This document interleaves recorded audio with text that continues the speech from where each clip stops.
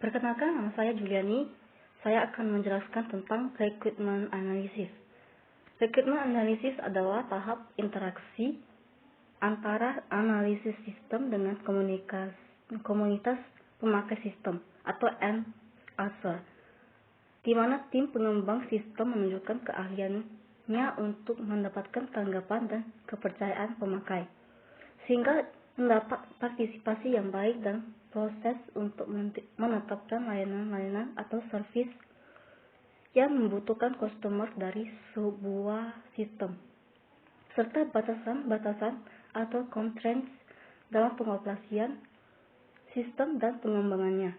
Tujuan dari rekayasa perangkat lunak adalah mengalokasikan perangkat lunak di tingkat sistem dengan perancangan perangkat lunak. 1. Fungsional recruitment merupakan penjelasan tentang layanan yang perlu disediakan oleh sistem, bagaimana sistem menerapkan dan mengelola masukan dan berbagai sistem mengatasi situasi-situasi tertentu. Masalah yang mungkin terjadi dalam penyusunan fungsional recruitment adalah menginterpretasikan atau diartikan berbeda oleh user dan developer. Hasil interpretasi sering tidak menjawab kebutuhan klien. Untuk sistem yang besar, kelengkapan kebutuhan dan konsisten sulit dicapai karena kerumitan sistem. Perlu dianalisis yang dalam dan menyeluruh untuk mengurangi kesalahan. Contohnya untuk fungsional recruitment, mencetak saldo, menarik uang, mentransfer uang, melakukan pembayaran. 2. Non-functional recruitment secara umum berisi batasan pada layanan atau fungsional yang disediakan oleh sistem. Termasuk di dalamnya adalah batasan waktu, batasan proses pembangunan standar tertentu, karena berkaitan dengan kebutuhan sistem secara keseluruhan. Contohnya, kebutuhan jenis ini adalah kecepatan akses, keamanan data, besarnya kapasitas penyimpanan yang diperlukan, privasi masing-masing profil atau akun, bahasa pemrograman yang digunakan, sistem operasi yang digunakan.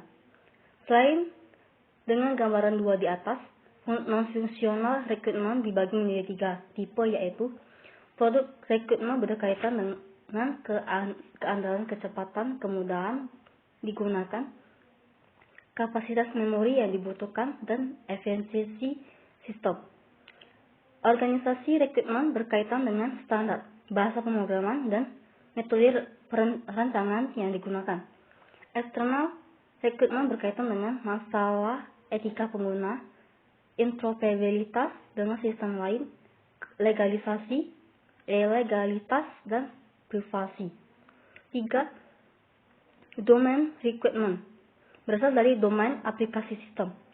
Misalnya, karena masalah hak cipta, maka beberapa dokumen dalam perpustakaan tidak boleh diakses oleh orang lain yang tidak berhak. 4. User recruitment menggambarkan fungsional dan non-fungsional recruitment yang dapat dipahami oleh pengguna user yang tidak memiliki latar belakang teknis yang cukup. User recruitment menjelaskan perilaku luar dari sistem, tidak secara teknis, karena itu perlu menggunakan bahasa alami atau bahasa yang sederhana.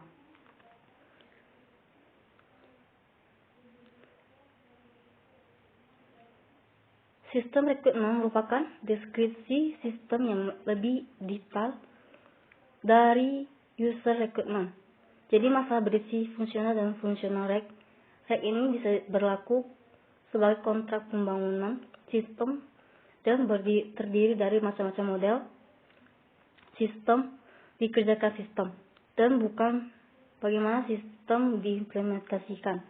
Untuk itu bahasa yang lebih spesifik dan bersifat teknis dapat digunakan, seperti PDL, Program Description Language. Seperti contoh pada gambar 3, menggambarkan kebutuhan secara operasi, operasional dan sistem yang dekat dengan implementasi program. Dokumen kebutuhan sebaiknya memenuhi 6 hal tersebut. Menjelaskan perilaku eksternal sistem, menjelaskan batasan pada implementasi mudah diubah sebagai alat interpretas, definisi pemilihan sistem, mencatat peringkat awal tentang siklus dari sistem, menjelaskan bagaimana sistem memproses hal-hal yang tidak biasa atau normal.